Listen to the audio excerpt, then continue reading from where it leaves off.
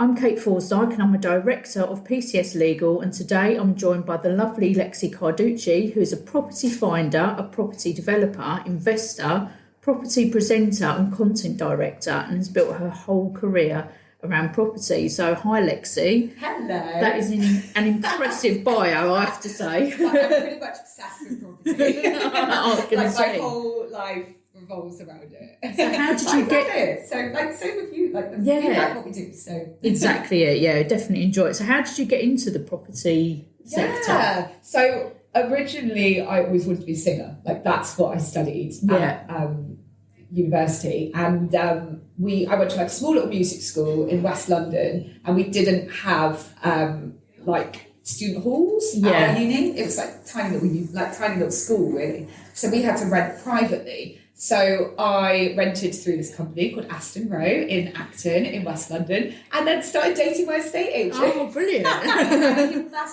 it's a good estate agent. He massively upsold me on what we were looking for. So we were 3 students, looking for a 3-bedroom flat. Yeah. And he took us to a 4-bedroom house that was way over our budget, unfurnished. We wanted furnished, but we fell in love with it, and then I fell in love with it, I guess. That's exciting. And that was 12 years ago, and we're still together. But that's how I got into it, because being a student, I needed a little bit of extra cash, as you do. So I started working for him on a Saturday, and I think that's such a big tip for people wanting to get into property, whether you want to get into investing, whether you want to just even learn a bit more about it. Go and do a Saturday job in an estate agency. Really good advice, actually. So many estate agents need a Saturday person. You're there doing admin, you're there covering viewings, and you're meeting a lot of the clients face to face, and you're in a high pressure environment, which is also quite fun because you kind of challenge yourself a bit. Definitely. And I loved doing that, and I learned everything from just doing those little bits. And then when I finished my course, I went and worked for him for 6 months permanently. Which again, learned so much, but I also learned that I didn't want to work necessarily for the vendors and the landlords. That wasn't the bit that I enjoyed. I wanted to work for the people. I wanted to do what Kirsty and Phil do. And I was why I need to be Kirsty and Phil? What was happening? So I kind of sat down and said that to him, and we worked a lot with what's called relocation agents. Okay. So they call us sometimes in lettings and be we've got a client that's working with this company. They need to find a property in London. These are their requirements. Do you have anything? So I contacted a couple of those people that would call us and to say, look, I'm actually looking to move more into property finding and do what you do. And had a couple of interviews with those. Met a really nice guy who was kind of like a one-man band. He'd come out of recruitment, just started up his own relocation company, and needed someone with the expertise of working in a estate agency. And I was perfect. And he was so cool. Really nice guy. We're still really good friends now, and I worked for him for about 3 years. And I loved working for him. Again, because it was just the two of us, we were doing everything from taking all the clients out, finding new business, doing all the accounts, just everything, all the admin stuff, and face-to-face meeting clients. And then we built the business up kind of together and hired my cousin, and then it just got to a point where it was so full on. We took on a massive tech company, which was incredible, but it was so burning the candle at both ends, and I felt I just didn't have a life. And I think it got to that point where I was right, either I really need to commit more to this and really work with him as a partner, because I was just an employee who happened to be doing everything. But that was a great way to learn. Or I needed to take a step back, which is actually what I decided to do, and went freelance. But before I quit that job, I kind of knew, and I'm sure he wouldn't want me saying this, but I kind of knew that I wanted to buy something. So before leaving, I could kind of put into place, instead of quitting cold turkey and then going to try and get on the property ladder, I needed to do it whilst I was on a good salary. Again, great advice to people, because don't quit cold turkey. I love people that quit their job and go on and do these amazing things. I love a story like that, but if you think that doesn't happen to the majority, doesn't always happen that way, though, does it? Exactly. Don't quit cold turkey. Get your ducks in a row, and if you're thinking about going freelance or being self-employed, but you're in a nice, cushy, well-paid job, don't quit it before, because you need those 3 months. All you need to do is hang on for 6 months, get your mortgage, and then, you know, a little further down the line, at least you can put everything into place, which is exactly what I did. Because, you know, if you go freelance, being self-employed, normally, I mean, not every lender, but normally they're going to want 3 years. Oh, definitely. That's a long time to push yourself back, really. That's right, yeah, definitely. So I see your next project is to knock down your bungalow in West London and build 3 flats. So tell us a bit more about that. That sounds huge. I mean, it's fun and stressful.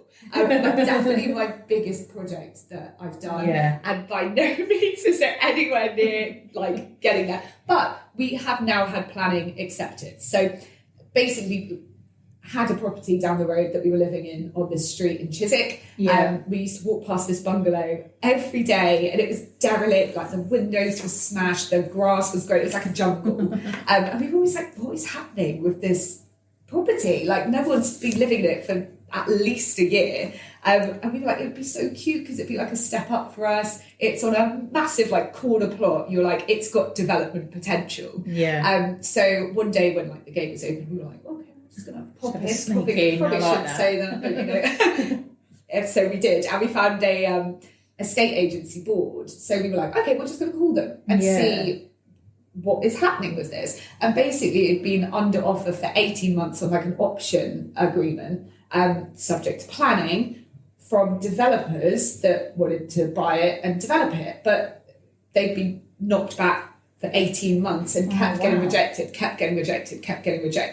So we said, well, can you put an offer from us forward? Slightly under what they were going to do, what we knew their offer was. But we don't need it subject to planning. We'll just take it as it is. We'll take it as it is. We would like to live in it actually for a bit, and it's like a step up for us. And it's like part of our journey, and we love to live in it. And that's one of the things that's always a good bit of advice for people as well, is to really tell your story when you're putting an offer forward. Because if we hadn't have like kind of put forward our, like, it's not emotional, but someone can understand our position. We're not just coming in. It's a lot different to a developer though, isn't it? Exactly. And we don't need it subject to planning. And the guy that was selling it on behalf of his sister, who unfortunately had to go into a home, was like, I now want to sell to these guys. I'm pulling out of that deal. And we managed to get it, which was so exciting. Great story. Yeah, but also what came with that was the fact that we could access all of those plans that the developers had put forward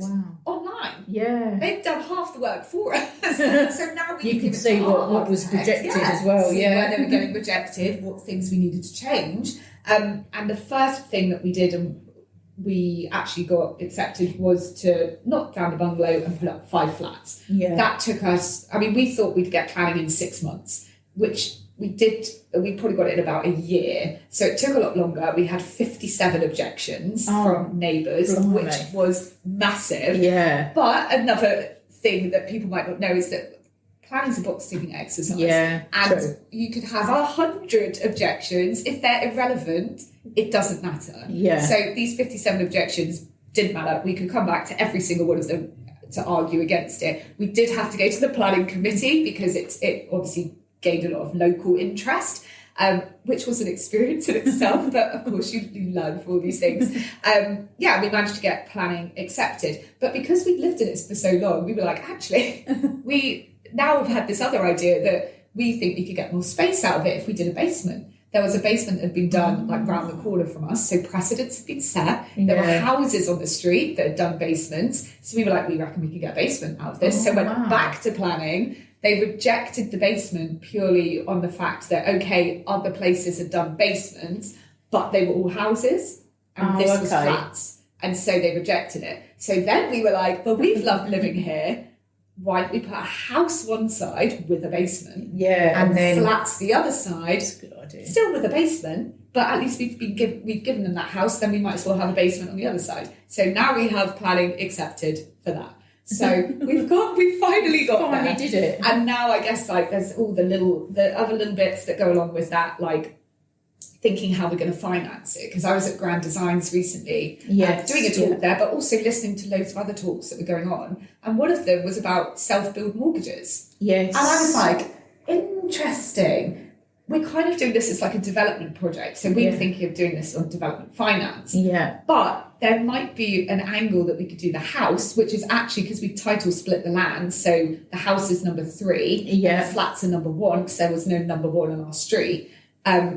It might actually work out that we could, because they're different addresses, we could do the house on self-build mortgage and the flats on development finance. Yeah, that's a good idea. There's a few like question marks that we're still exploring. And we actually back onto a bridge that's owned by National Rails. So we have to do a party wall with them. They want to do something called a BAPA agreement, which basically means that we'd have to cover some of their insurances, and they wanted 29 grand. Oh, so wow, I'm like, I'm trying to find an answer and solution to that, which I think we've actually got. So there's a few like...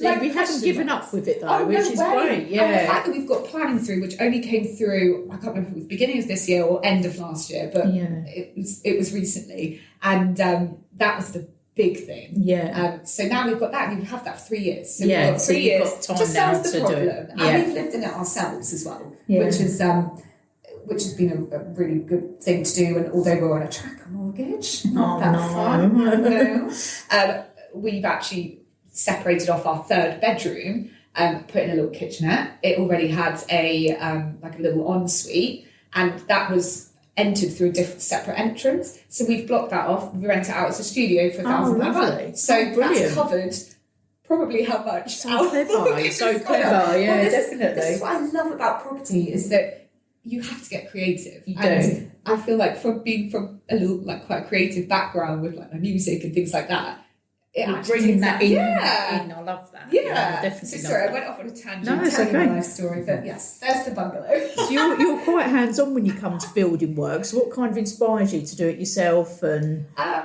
saving money. Fair enough. Yeah.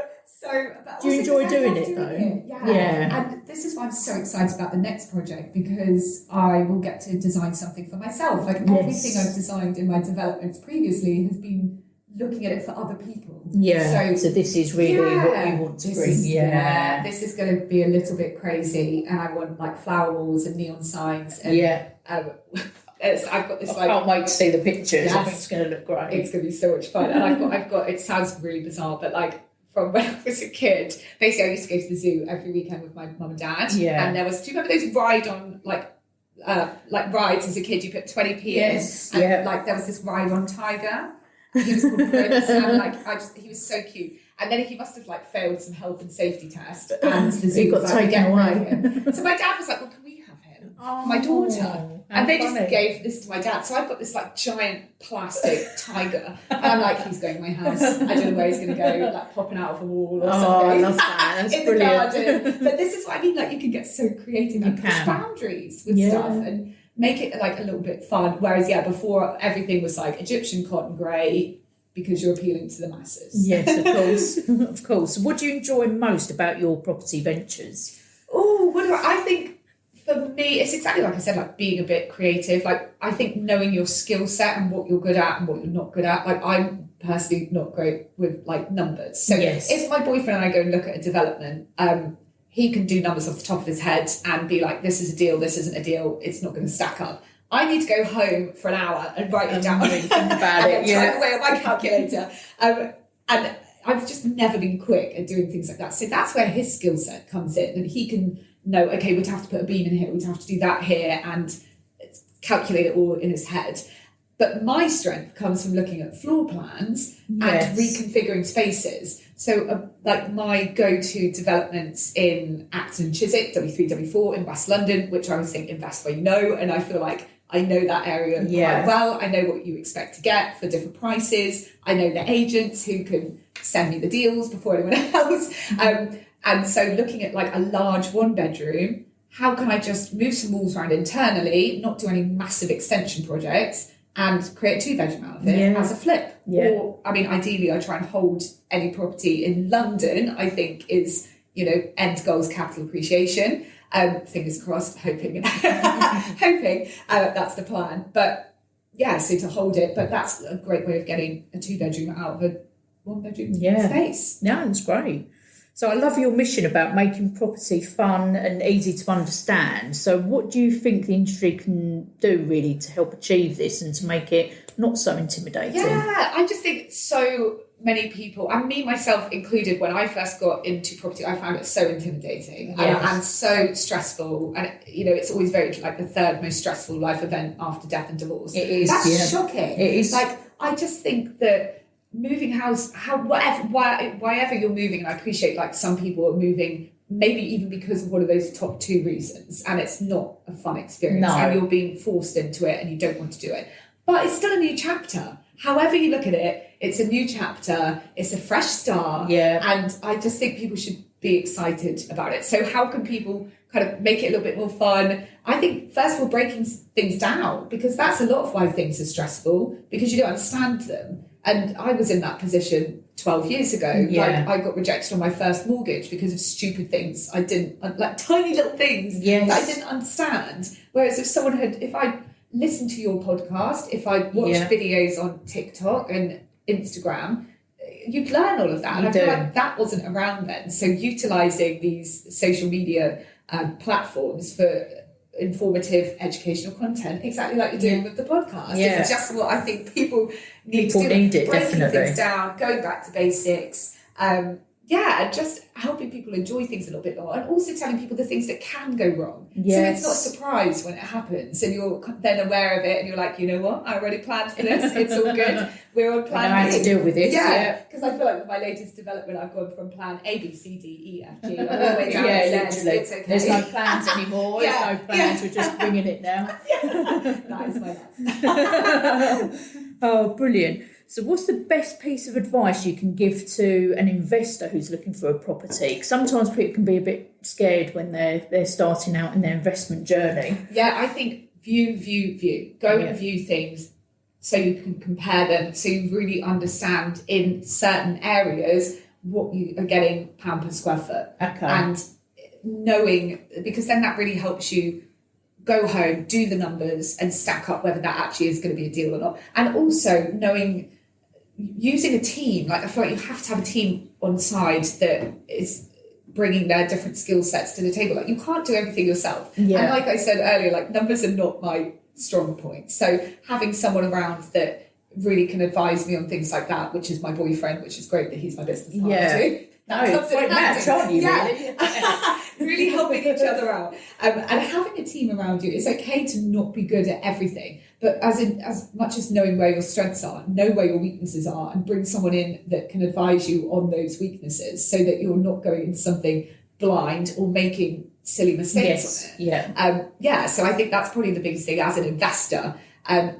Just doing your research, doing your due diligence, getting other people's opinions on it, because sometimes a fresh pair of eyes can see things that you have missed. Definitely. So what's the best piece of advice you could give to a first-time buyer? Because it's slightly different to investors. Yeah, absolutely. And that journey process is so different for a first-time buyer as well. I think it's using resources that are out there that educate you on different options for first-time buyers. I think there's about 20 different options that are out there, products on the market for first-time buyers. Yeah. And half of those people have never heard of. So really doing that research and knowing the options for a first-time buyer, and knowing the pros and the cons to those of different each options. One, definitely. Because not one, like, property in itself is never one size fits all. And I feel like, okay, things like shared ownership might work for your best mate, but actually it might not be the best thing for you. Fairview New Homes were doing like their 1% deposit, which for some people is perfect. Okay, you're buying, you still would be able to afford 100% of that home, but for those people, you put down that 1%. Might be their only option, really. We've just had 100% mortgages. I mean, everyone's got very different opinions on it, and I do not think, like, it is risky, it's dangerous. I do not think it works for everyone, but there is a select few people out there that is going to be a great product for.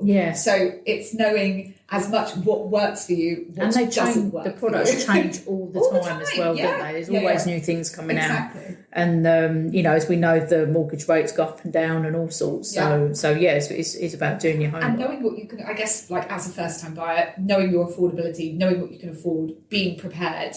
Things like being registered on the electoral register is a Yes. massive, like, little thing that Yes, people don't know, that definitely. actually that kind of helps you having a good credit score, just having all those things, thinking about, can I, what big outgoings have I got, cars, phones, all your different accounts. Like, I went through my accounts recently, and okay, it doesn't knock you down by loads of things, but I was paying £14 for my phone insurance when it's already covered by my bank. Yeah. So I could get rid of that. My boyfriend and I were paying $9.99 a month each on Spotify, and we're like, well, we might as well be paying that together. Exactly. Like, it's all these things that until you sit down and go through your accounts, I'm like, oh my God, I'm wasting money left, right, and centre. And it's small amounts, the little but things. it all adds up. Yeah, but it's the small things you miss as well, isn't it? So because if you can do, I've probably saved £50 a month on just and that's been going on for probably 10 months that I haven't noticed. And I'm like, what am I doing? It's crazy, isn't it? It's Go crazy. through your accounts. Yeah, definitely.